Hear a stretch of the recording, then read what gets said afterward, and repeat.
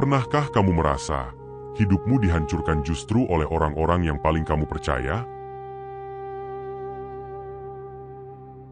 Hari ini, kita akan menyelami sebuah kisah comeback terbesar yang pernah dicatat sejarah.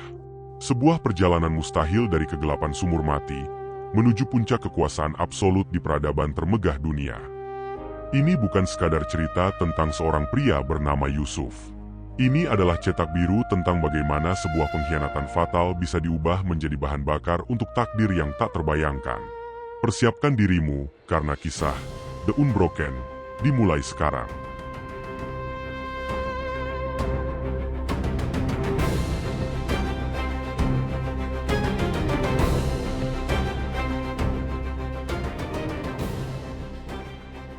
Kisah ini berakar di tanah Kanaan, di tengah keluarga besar sang patriark Yakub. Di antara 12 putranya, ada satu yang bersinar paling terang, Yusuf. Dia muda, tampan, cerdas, dan yang terpenting dia adalah anak kesayangan ayahnya. Yakub tidak menyembunyikan pilih kasihnya. Dia memberikan Yusuf sebuah jubah istimewa, sebuah jubah multiwarna yang indah, simbol kedudukan yang berbeda dari saudara-saudaranya.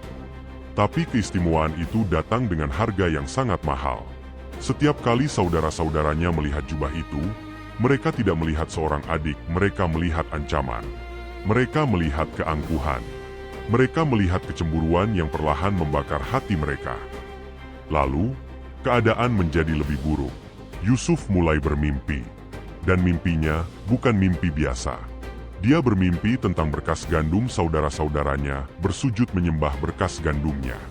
Dia bermimpi tentang matahari, bulan, dan 11 bintang bersujud kepadanya. Saat Yusuf menceritakan mimpi-mimpi ini, kecemburuan saudaranya berubah menjadi kebencian yang murni. Mereka berkata, "Apakah engkau benar-benar akan memerintah atas kami?" Kesempatan itu akhirnya tiba. Suatu hari, Yakub mengutus Yusuf untuk memeriksa saudara-saudaranya yang sedang menggembalakan ternak di Dothan. Dari kejauhan, saat mereka melihat jubah berwarna-warni itu mendekat, rencana jahat itu pun terbentuk. "Lihat," kata mereka, "sang pemimpi itu datang. Mari kita bunuh dia dan kita lihat bagaimana mimpi-mimpinya itu." Hanya Ruben, sang sulung, yang mencoba menyelamatkannya, mengusulkan untuk tidak menumpahkan darah. Maka, saat Yusuf tiba, mereka menyergapnya. Mereka merenggut jubah istimewa itu, simbol kasih sayang ayahnya yang kini menjadi target kebencian mereka. Mereka menyeretnya, mengabaikan tangisan dan permohonan ampunnya, dan melemparkannya ke dalam sebuah sumur mati yang kering dan gelap di tengah gurun. Bayangkan kengerian itu, kegelapan total di bawah tanah, rasa dingin dari batu sumur, bau tanah kering. Di atas sana, Yusuf bisa mendengar suara saudara-saudaranya sedang makan dengan tenang seolah tidak ada yang terjadi. Di sumur itu, mimpi-mimpi Yusuf tentang kejayaan hancur menjadi debu. Dia sendirian, dikhianati oleh darah dagingnya sendiri, menunggu kematian di dalam kegelapan. Tapi takdir belum selesai. Saat mereka sedang makan, sebuah kafilah pedagang Ismail dalam perjalanan dari Gilead menuju Mesir lewat. Yuda, salah satu saudara, melihat kesempatan untuk mendapatkan keuntungan sekaligus menyingkirkan Yusuf selamanya. "Apa untungnya membunuh adik kita?" katanya. "Mari kita jual dia kepada orang Ismail ini." Mereka menarik Yusuf keluar dari sumur. Dia gemetar, kotor, dan ketakutan. Mereka menukarnya dengan 20 keping perak, harga untuk seorang budak. Kafilah itu pun berangkat, membawa Yusuf pergi dari tanah airnya, dari pelukan ayahnya, menuju masa depan yang kelam di Mesir. Sebuah perjalanan panjang di bawah terik matahari, terikat dengan rantai besi, setiap langkah memperdalam rasa putus asanya. Dan bagaimana dengan Yakub? Saudara-saudaranya menyembelih seekor kambing, mencelupkan jubah Yusuf ke dalam darahnya, dan membawanya kepada ayah mereka. "Ini kami temukan," kata mereka. "Periksalah, apakah ini jubah anakmu atau bukan." Dia berteriak, "Binatang buas telah menerkamnya. Yusuf telah dikoyak-koyak." Yusuf tiba di Mesir. Sebuah peradaban yang jauh lebih megah dan menakutkan dari apapun yang pernah dia lihat. Di pasar budak, dia dibeli oleh Potifar, kepala pengawal Firaun, seorang pria berkedudukan tinggi dan kaya raya. Ini adalah awal yang baru, tapi di tempat yang paling rendah. Namun, sesuatu yang istimewa mulai terlihat dari Yusuf. Tuhan menyertai dia, dan apapun yang Yusuf kerjakan, Potifar melihat bahwa itu selalu berhasil. Meski dia seorang budak, Yusuf tidak bekerja dengan rasa dendam. Dia bekerja dengan integritas, kejujuran, dan karisma yang tak terbendung. Perlahan tapi pasti, Potifar mempromosikannya. Dari seorang pelayan biasa, Yusuf menjadi kepala rumah tangga Potifar. Dia dipercayakan untuk mengelola seluruh harta bendanya, seluruh bisnisnya. Posisinya begitu kuat hingga Potifar tidak mencampuri urusan apapun selain makanannya sendiri. Yusuf telah bangkit dari abu. Dia menemukan kehidupan baru yang stabil dan terhormat. Tapi, ujian terbesar integritasnya justru datang di tengah kemakmuran ini. Istri Potifar melihat Yusuf. Yusuf kini telah tumbuh menjadi seorang pria yang sangat tampan dan manis sikapnya. Dan dia mulai menginginkan Yusuf.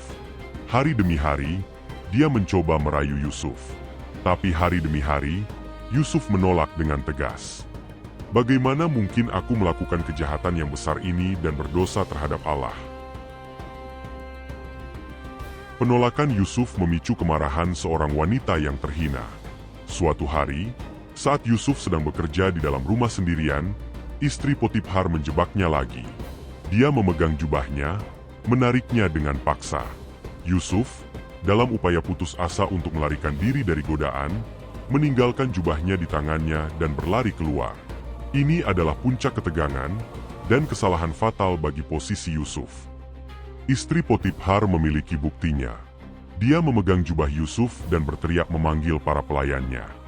"Lihat," katanya, "dia mencoba mendekatiku."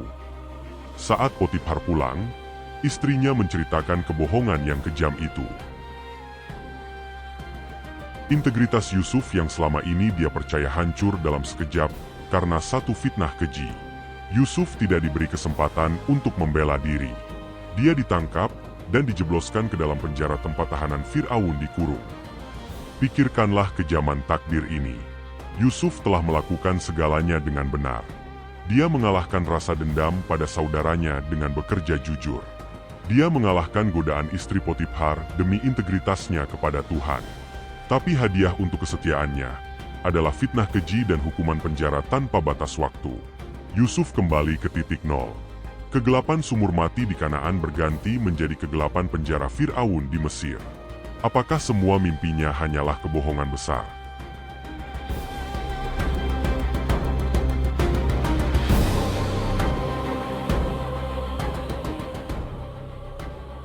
Disinilah kita sering berhenti bekerja keras. Disinilah kita sering menyerah dan berkata, "Untuk apa berbuat baik kalau dunia ini tidak adil?" Tapi ingatlah ini, ujian terberat tidak selalu datang untuk menghancurkanmu. Terkadang, ujian itu datang untuk menguji seberapa besar kapasitasmu untuk takdir yang lebih besar di depan sana. Yusuf mungkin unbroken, tapi dia sekarang terkurung dalam bayangan maut. Bagaimana dia bisa bertahan di penjara bawah tanah ini? Apakah ini akhir dari sang pemimpi Mesir? Di part 2, kita akan melihat bagaimana integritas Yusuf kembali diuji di dalam penjara, dan bagaimana dua orang tahanan istimewa akan membawa kunci untuk kebangkitan epiknya yang mustahil. Kisah ini belum berakhir.